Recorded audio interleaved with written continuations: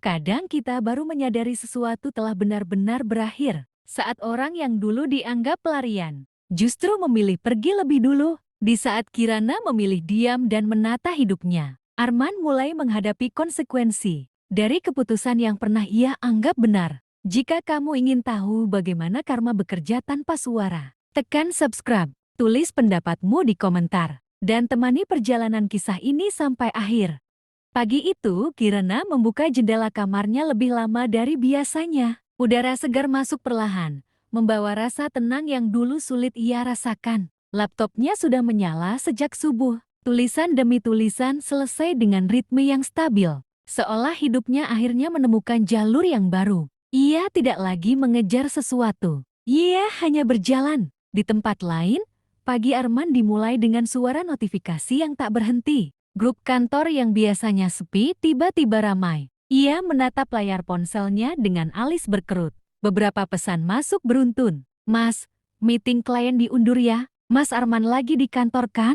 Pak manajer nanyain laporan minggu lalu. Ia menghela nafas panjang. Beberapa minggu terakhir, semuanya terasa berat. Setelah Nara pergi, ritme hidupnya seperti kehilangan arah. Ia datang ke kantor lebih lambat, pulang lebih cepat, dan sering terlihat melamun di ruang kerja. Langkahnya memasuki ruang kantor terasa lebih lambat dari biasanya. Dua rekan kerja yang berdiri di dekat pantry tiba-tiba terdiam saat ia lewat. Mereka saling pandang, lalu pura-pura sibuk dengan cangkir kopi. Arman tidak menoleh, tapi ia bisa merasakan perubahan itu. Dulu, ia dikenal sebagai sosok yang selalu fokus dan tenang. Sekarang, tatapan orang-orang terasa berbeda, lebih hati-hati, lebih banyak bisik-bisik. Di ruang rapat, presentasinya tidak berjalan sebaik biasanya. Beberapa angka keliru. Slide yang ia siapkan tampak terburu-buru. Mas Arman, datanya belum sinkron,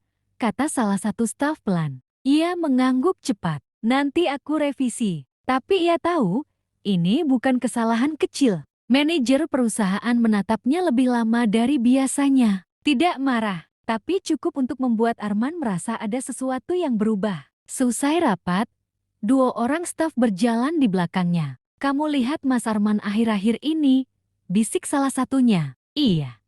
Katanya lagi ada masalah pribadi, jawab yang lain. Suara itu tidak keras, tapi cukup untuk terdengar. Langkah Arman terhenti sebentar sebelum kembali berjalan. Untuk pertama kalinya, ia merasa namanya bukan lagi disebut dengan rasa hormat, tapi dengan rasa penasaran. Sore hari, Kirana duduk di sebuah kafe kecil dengan laptop terbuka. Notifikasi pembayaran proyek baru masuk. Ia tersenyum kecil, bukan karena angka yang besar, tapi karena rasa percaya diri yang kembali. Seorang barista menyapanya ramah. Mbak Kirana lagi nulis cerita baru? Iya, jawabnya sambil tertawa kecil. Dunia kecil yang ia bangun sendiri terasa hangat. Ia tidak tahu bahwa di tempat lain, seseorang yang dulu menjadi pusat hidupnya sedang berjuang menghadapi dunia yang mulai berubah. Arman duduk di ruang kerjanya sendirian menjelang malam. Lampu kantor mulai redup. Ia membuka email dari atasannya. Kita perlu ngobrol soal performa kamu minggu ini. Kalimat itu sederhana, tapi cukup membuat dadanya terasa sesak. Ia menatap layar laptop lama sekali. Ponselnya bergetar. Nama Kirana muncul. Ia menatapnya beberapa detik sebelum mengangkat. Halo, suaranya pelan. Halo, jawab Kirana tenang. Kamu lagi sibuk? Enggak, cuma di kantor. Ada jeda singkat. Aku cuma mau bilang, tulisanku hari ini selesai, ucap Kirana ringan. Arman tersenyum kecil, meski matanya terlihat lelah. Bagus, aku senang dengernya. Ia tidak menceritakan apa yang terjadi di kantor hari itu. Ia hanya mendengarkan suara Kirana, seperti seseorang yang mencoba mengingat bagaimana rasanya merasa tenang. Malam semakin larut di kantor, tapi Arman masih duduk di depan laptopnya. Layar yang terang justru membuat wajahnya terlihat lebih lelah. Beberapa file terbuka bersamaan, namun pikirannya terasa kosong. Ia mengusap wajah pelan. Suara tawa kecil terdengar dari lorong luar. Dua staf berjalan melewati ruang kerjanya tanpa sadar pintu masih terbuka sedikit. Dulu Mas Arman paling rapi soal deadline ya, bisik salah satu dari mereka. Iya, sekarang kayak beda, jawab yang lain. Langkah mereka menjauh, tapi kalimat itu tertinggal di udara. Arman menatap layar laptop tanpa benar-benar melihatnya. Ia merasakan bagaimana rasanya menjadi orang yang dibicarakan. Bukan karena keberhasilan, tapi karena perubahan yang terlihat jelas. Ia menutup laptop pelan. Di tempat lain, Kirana sedang menyiapkan tulisan baru. Lampu meja kecil menerangi buku catatannya. Ia menulis kalimat demi kalimat dengan tenang. Ponselnya bergetar. Pesan dari klien masuk. Tulisan kamu makin kuat.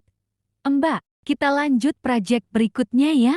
Ia tersenyum kecil. Tidak berlebihan, tapi cukup untuk membuat hatinya hangat. Hidupnya kini berjalan dengan ritme yang ia bangun sendiri. Tidak cepat, tidak lambat, tapi pasti. Keesokan paginya, Arman datang ke kantor lebih awal dari biasanya. Ia mencoba memperbaiki laporan yang tertunda. Tangannya bergerak cepat di atas keyboard, seolah ingin mengejar sesuatu yang sudah terlambat. Manajer perusahaan masuk ke ruangannya. Mas Arman, ada waktu sebentar?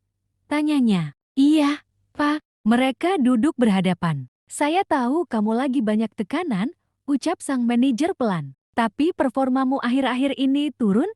Tim mulai kesulitan mengikuti ritmemu. Kalimat itu tidak keras, justru terlalu tenang. Arman mengangguk, menelan sesuatu yang terasa berat di tenggorokan. Saya akan perbaiki, jawabnya singkat. Manajer itu mengangguk. Saya percaya kamu bisa, tapi kamu harus kembali fokus. Pintu tertutup setelah ia pergi. Arman duduk lama di kursinya. Kata fokus terasa seperti sesuatu yang jauh. Ponselnya bergetar lagi. Nama Kirana muncul. Ia tersenyum tipis sebelum mengangkat. Halo, kamu lagi kerja? Tanya Kirana. Iya, lagi di kantor. Suara Kirana terdengar stabil.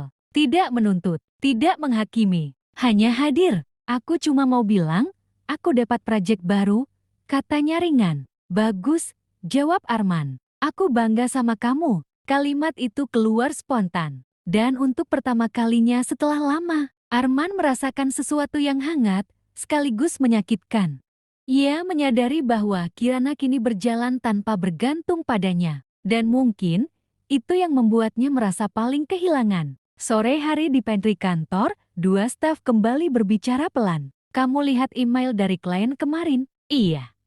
Katanya Mas Arman lagi nggak stabil dulu. Bisik-bisik itu semakin sering terdengar. Bukan kebencian, bukan hinaan, hanya perubahan cara orang memandangnya. Arman melewati mereka tanpa menoleh, tapi langkahnya terasa lebih berat. Di lift, ia menatap pantulan dirinya di kaca. Mata yang dulu terlihat tenang kini tampak lelah. Ia menarik napas panjang. Mungkin karma tidak datang sebagai hukuman besar. Mungkin ia datang sebagai perubahan kecil yang pelan-pelan menggeser segalanya. Malam itu, Arman pulang ke rumah yang terasa semakin luas. Ia duduk di sofa, menatap ruang kosong di depannya. Laptop Kirana tidak lagi ada di meja kecil. Suara keyboard itu juga tidak lagi terdengar. Ponselnya berada di tangan. Ia membuka chat dengan Kirana. Beberapa detik ia ragu, lalu mengetik. Kamu lagi apa? Balasan datang tidak lama. Lagi nulis. Arman tersenyum kecil. Di tengah dunia yang mulai berubah di sekitarnya, Kirana tetap terasa seperti tempat yang tenang.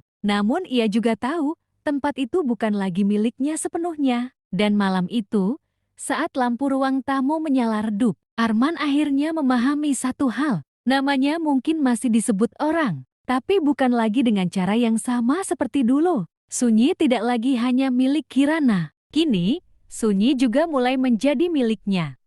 Terima kasih sudah menemani cerita ini sampai akhir. Jika kisah-kisah seperti ini terasa dekat dengan hidupmu, jangan lupa subscribe. Kita akan bertemu lagi di episode berikutnya.